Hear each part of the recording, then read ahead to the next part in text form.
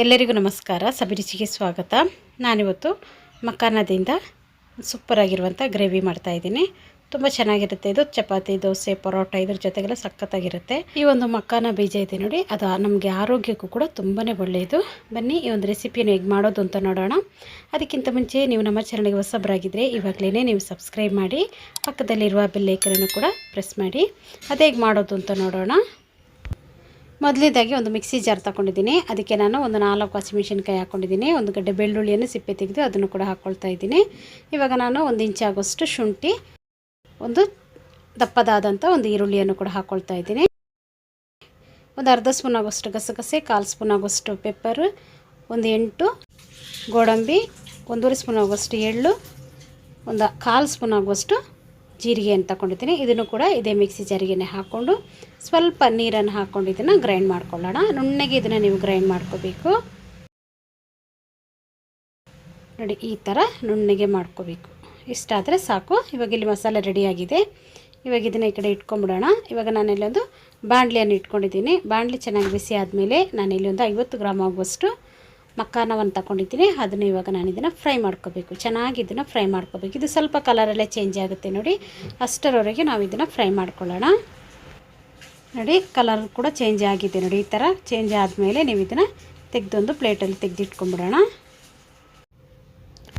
ಇವಾಗ ನಾನು ಇಲ್ಲಿ ಮಖಾನವನ್ನೆಲ್ಲ ತೆಗೆದಿಟ್ಕೊಂಡಿದ್ದೀನಲ್ಲ ನೋಡಿ, ಇಷ್ಟಾದರೆ ಸಾಕು.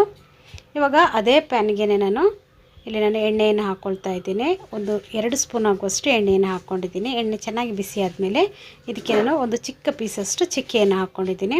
ಇದ್ರ ಜೊತೆಗೇ ಒಂದು 3 ಟೊಮೆಟೊವನ್ನು ಕೂಡ ನಾನು ಚಿಕ್ಕದಾಗಿ ಕಟ್ ಮಾಡಿ ಒಗ್ಗರಣೆ ಮಾಡ್ಕೊಳ್ತಾ ಇದ್ದೀನಿ. ಇವಾಗ ಈ ಟೊಮೆಟೊ ಇದೆ ನೋಡಿ, ಅದು ಚೆನ್ನಾಗಿ ಸಾಫ್ಟ್ ಆಗಬೇಕು, ಎಣ್ಣೆ ಚೆನ್ನಾಗಿ ಬಿಟ್ಕೋಬೇಕು. ಅಷ್ಟರವರೆಗೆ ನಾವು ಇದನ್ನು ಚೆನ್ನಾಗಿ ಬೇಯಿಸ್ಕೊಳ್ಳೋಣ ನೋಡಿ. ಈ ಥರ ನುಣ್ಣಗೆ ಆಗಬೇಕು. ಈ ಥರ ಆದಮೇಲೆ ನಾನು ಇದ್ರ ಜೊತೆಗೇ ಸ್ವಲ್ಪ ಉಪ್ಪನ್ನು ಕೂಡ ಸೇರಿಸ್ಕೊಂಡಿದ್ದೀನಿ. ಇವಾಗ ನಾನು ಇದಕ್ಕೆ ಒಂದು 1/4 ಸ್ಪೂನ್ ಆಗುವಷ್ಟು ಅರಿಶಿಣ ಪುಡಿಯನ್ನು ಹಾಕ್ಕೊಂಡಿದ್ದೀನಿ.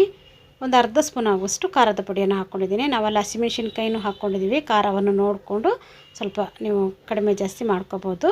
ಒಂದು 1/4 ಸ್ಪೂನ್ ಆಗುವಷ್ಟು ಧನಿಯಾ ಪುಡಿಯನ್ನು ಹಾಕ್ಕೊಂಡು ಇದನ್ನು ಚೆನ್ನಾಗಿ ಫ್ರೈ ಮಾಡ್ಕೊಳ್ಳೋಣ. ಉರಿಯನ್ನು ನೀವು ಸಿಮ್ಮಲ್ಲಿ ಇಟ್ಕೊಂಡು ಇದನ್ನ ಹಾಕ್ಕೋಬೇಕು. ಇವಾಗ ನಾನು ಇದಕ್ಕೆ ನಾವು ರುಬ್ಬಿಟ್ಟಿರುವಂಥ ಈ ಮಸಾಲೆಯನ್ನು ಕೂಡ ಹಾಕ್ಕೊಳ್ಳೋಣ. ಟೊಮೆಟೊ ಮಾತ್ರ ಇಲ್ಲಿ ಚೆನ್ನಾಗಿ ಸಾಫ್ಟ್ ಆಗಬೇಕು, ಅಷ್ಟರವರೆಗೆ ನೀವು ಫ್ರೈ ಮಾಡ್ಕೊಳ್ಳಿ. ಇಲ್ಲಿ ನಾವು ಒಂದೊಂದು ಹಾಕಿರೋ ಮಸಾಲೆಯನ್ನು ಅಷ್ಟೇ ಚೆನ್ನಾಗಿ ಫ್ರೈ ಆದ್ರೇ ಈ ಒಂದು ಗ್ರೇವಿಗೆ ಟೇಸ್ಟಾಗಿರೋದು ನೋಡಿ. ಚೆನ್ನಾಗಿ ಇದನ್ನು ಮಿಕ್ಸ್ ಮಾಡ್ಕೊಳ್ಳೋಣ ನೋಡಿ. ಇದು ಎಣ್ಣೆಯಲ್ಲಿ ಚೆನ್ನಾಗಿ ಫ್ರೈ ಆಗಿದೆ ನೋಡಿ. ಫ್ರೈ ಆದಮೇಲೆ ಇದೇ ಮಿಕ್ಸಿ ಜಾರಿಗೆ ಒಂದು ಸ್ವಲ್ಪ ನೀರನ್ನು ಹಾಕ್ಕೊಂಡು ಅದನ್ನು ಕೂಡ ಹಾಕ್ಕೊಂಡು ಸ್ವಲ್ಪ ಹೊತ್ತು ಇದನ್ನು ಫ್ರೈ ಮಾಡ್ಕೊಳ್ಳೋಣ ನೋಡಿ. ಇವಾಗ ನಾನು ಇದಕ್ಕೆ ಇನ್ನೂ ಸ್ವಲ್ಪ ನೀರನ್ನು ಹಾಕ್ಕೋಬೇಕು. ಇದು ಸ್ವಲ್ಪ ತಿಕ್ಕಾಗಿದೆ ನೋಡಿ. ಇನ್ನು ನಾನು ಇದಕ್ಕೆ 1 ಕಪ್ ಆಗುವಷ್ಟು ನೀರನ್ನು ಸೇರಿಸ್ಕೊಳ್ತಾ ಇದ್ದೀನಿ. ಸೇರಿಸ್ಕೊಂಡಾದ್ಮೇಲೆ ಒಮ್ಮೆ ಚೆನ್ನಾಗಿ ಇದನ್ನು ಮಿಕ್ಸ್ ಮಾಡ್ಕೊಳ್ಳೋಣ ನೋಡಿ. ಈ ಥರ ಚೆನ್ನಾಗಿ ಮಿಕ್ಸ್ ಮಾಡ್ಕೊಂಡಾದ್ಮೇಲೆ ಇಲ್ಲಿ ನಾನು ರುಚಿಗೆ ತಕ್ಕಷ್ಟು ಉಪ್ಪನ್ನು ಕೂಡ ಸೇರಿಸ್ಕೊಂಡು ಇವಾಗ ನಾನು ಇದನ್ನು ಮುಚ್ಚಳ ಮುಚ್ಚಿ ಚೆನ್ನಾಗಿ ಕುದಿಸ್ಕೋಬೇಕು.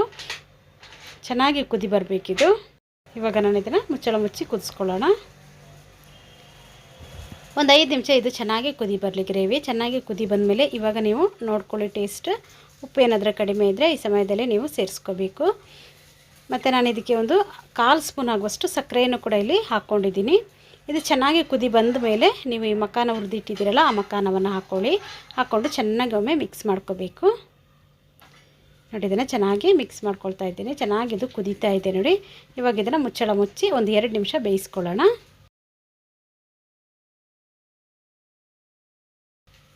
ಆವಾಗ ಮಖಾನ ದಪ್ಪ ಐತಲ್ಲ ಎಲ್ಲ ಇದು ಚಿಕ್ಕದಾಗಿಬಿಡುತ್ತೆ ನೋಡಿ. ಮಖಾನ ಎಷ್ಟು ಚಿಕ್ಕದಾಗಿ ಹೋಗಿದೆ ಅಂತ. ಇವಾಗ ಇನ್ನೊಮ್ಮೆ ಇದನ್ನು ಚೆನ್ನಾಗಿ ಮಿಕ್ಸ್ ಮಾಡ್ಕೋಬೇಕು. ಇವಾಗ ನಾನು ಚೆನ್ನಾಗಿ ಇದನ್ನು ಮಿಕ್ಸ್ ಮಾಡ್ಕೊಂಡಾದಮೇಲೆ ನಾನಿಲ್ಲಿ ಒಂದು ಚಿಕ್ಕ ಕಪ್ಪಲ್ಲಿ 1 ಕಪ್ ಆಗುವಷ್ಟು ಹಾಲನ್ನು ಇಲ್ಲಿ ಸೇರಿಸ್ಕೊಳ್ತಾ ಇದ್ದೀನಿ. ಗಟ್ಟಿಯಾಗಿರುವಂಥ ಹಾಲನ್ನು ನೀವು ಇಲ್ಲಿ ಹಾಕ್ಕೋಬೇಕು. ಹಾಲನ್ನು ಹಾಕ್ಕೊಂಡೊಮ್ಮೆ ಚೆನ್ನಾಗಿ ಮಿಕ್ಸ್ ಮಾಡ್ಕೊಳ್ಳೋಣ. ತುಂಬಾ ರುಚಿಯಾಗಿರುತ್ತೆ ಈ ಥರ ನಾವು ಹಾಲನ್ನು ಹಾಕೋದ್ರಿಂದ.